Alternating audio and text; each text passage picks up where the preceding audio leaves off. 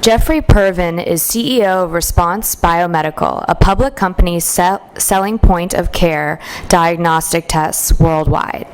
Mr. Pervin?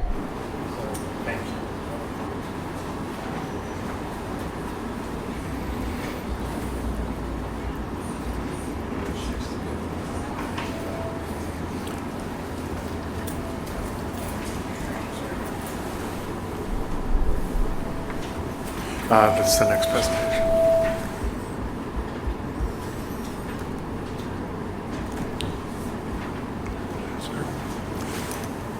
RBM. Sorry.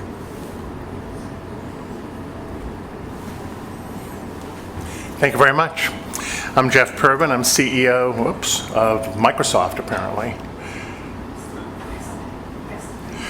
Of Response Biomedical. We're a public company. We make are tests that are primarily used in hospitals, blood tests. We do make a lot of other tests too. Our sales have been growing very quickly, and we're all over the world, but we're dominating in China in particular. Our plan, as part of a new management team, is to grow outside of China, and particularly in the US as sort of a starting point.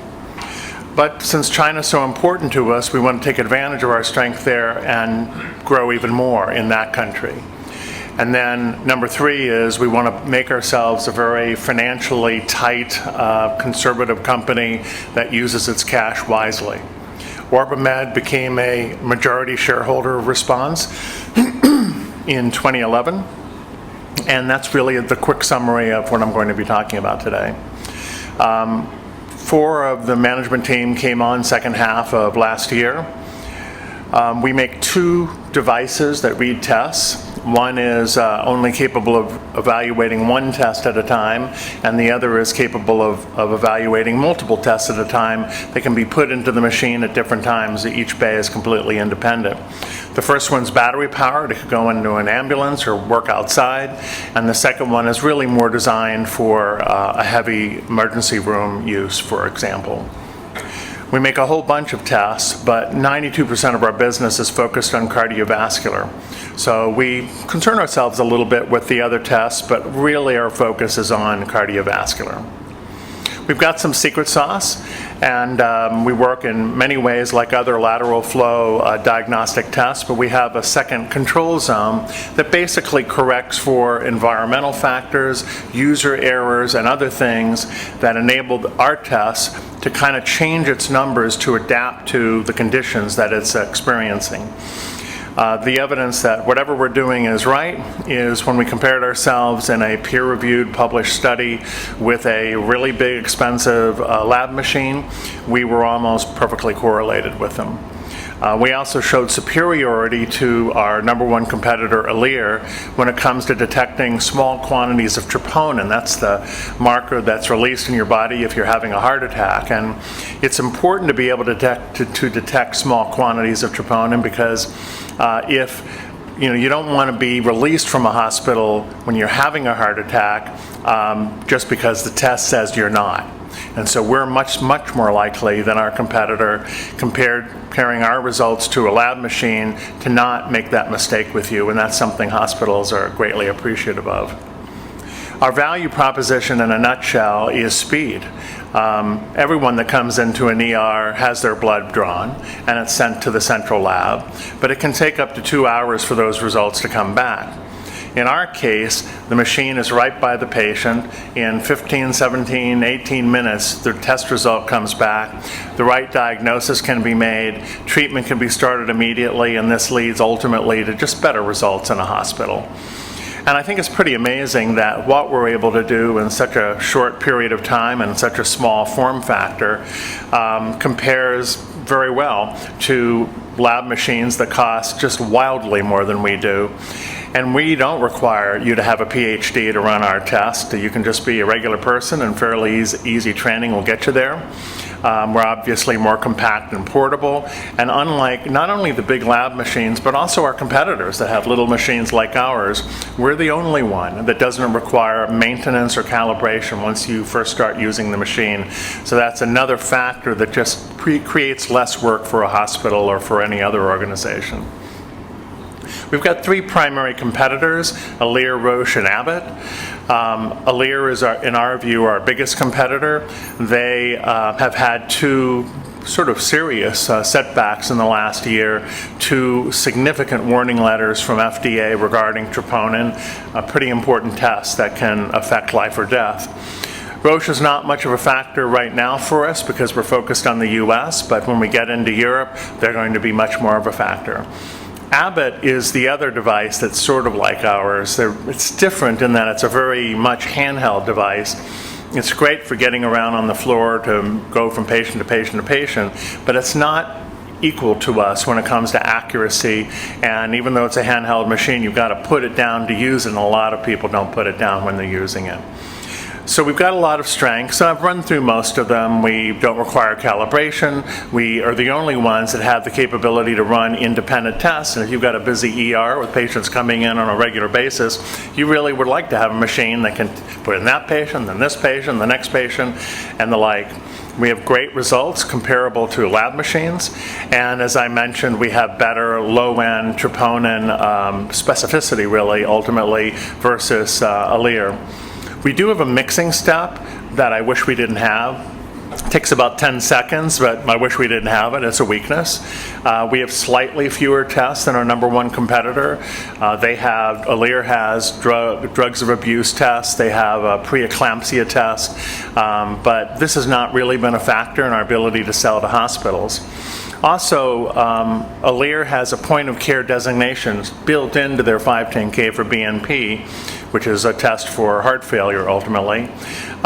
We wish we had a point of care approval too, but it turns out neither we or Alere have point of care clearance on all the other tests that are the ones that we most use frequently. So it's not that big of a weakness at the end of the day. This is a razor blade model. We make most of our money from tests. Every time we sell a reader, we can look forward to it paying back that year, basically.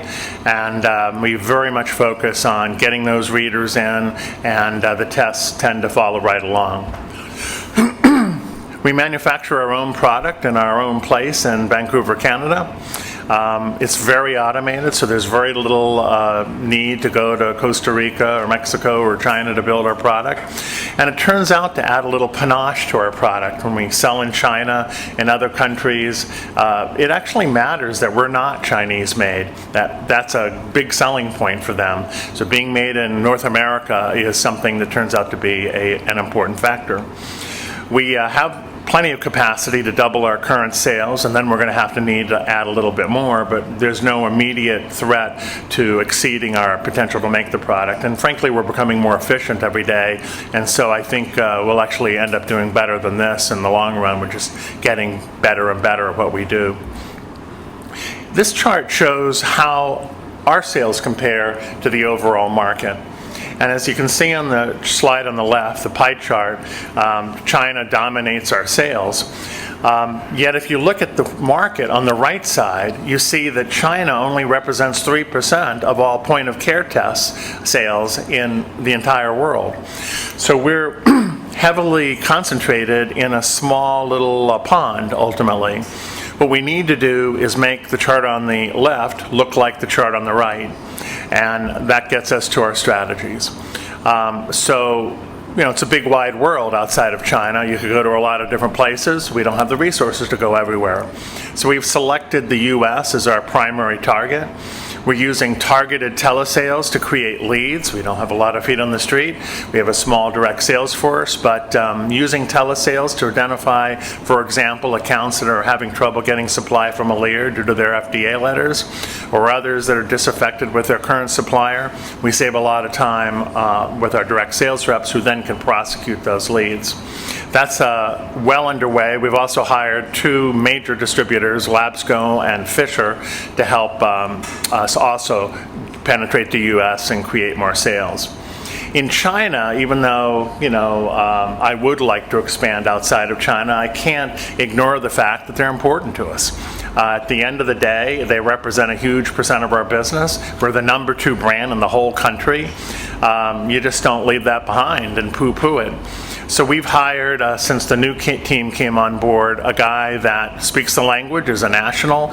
We have a bricks and mortar office there now, so we can do much better customer service of the many customers that we have there. And maybe more important, we're going to be able to get our own regulatory registrations now in the name of that office, which means whenever we want to bring on a new distributor, that we don't have to wait for that distributor to go through the 6 to 9 months to get their regulatory approvals. We can just do it like that. And it also, frankly, keeps all distributors honest. Any of our distributors in the future that know we have this capability knows that literally overnight we can get rid of them and bring another distributor on board. And, you know, we're not going to do that willy-nilly, but it is a helpful thing to know because it produces some leverage and it enables us to get what we ought to be getting from our distributors. And then finally, as part of the 3-point plan, becoming more efficient. All those middle lines in the P&L are also important, not just the top line. And so our CFO, Bill, who's here today, has done a great job of controlling inventory levels. He's renegotiated a whole bunch of contracts with our raw material suppliers. And we're doing a lot of work to shorten our manufacturing cycle. So we're insisting on product being delivered faster. On the back end, any new distributor contract we do has much faster payment terms than we've done in the past. And in the middle, all of our guys are working hard on getting more done every day so that we become more and more efficient, and all of that pays off in the middle lines of a P&L. Our financials in the last 2 years show continued growth. So even looking at the $9 million in sales in 2011, that was growth of 30% versus the prior year. Then almost $12 million last year, also a 30% growth. So 30 on 30 isn't a bad track record. And you can see while we're doing it, our gross margin is actually going from negative to positive and growing. And we're slowly chipping away a loss. We call it EBITDA adjusted, to get rid of warrant charges and other things that aren't really real. But we're getting there. And then the yellow here shows our Q1 results. So this is after the new team came on board. And you can see we had record sales for the company. For the first time ever in the company's history, we had a quarter where there was actually more cash in the bank when we walked out of the quarter than when we started. Now that's not going to be reflective of the next few quarters, but we do think that very soon we're going to get this company permanently to a cash flow positive position. In net, we are a new team. We're dedicated to turning this company around, get it to profitability. Our plan is simple and focused, which are usually the best plans, to increase our presence outside of China, to take advantage of our strengths in China, to make ourselves more efficient financially. And we are a company that comes into this with a good head of steam thanks to many years of growth prior to that. So I'd like to thank you for your time. Thank you.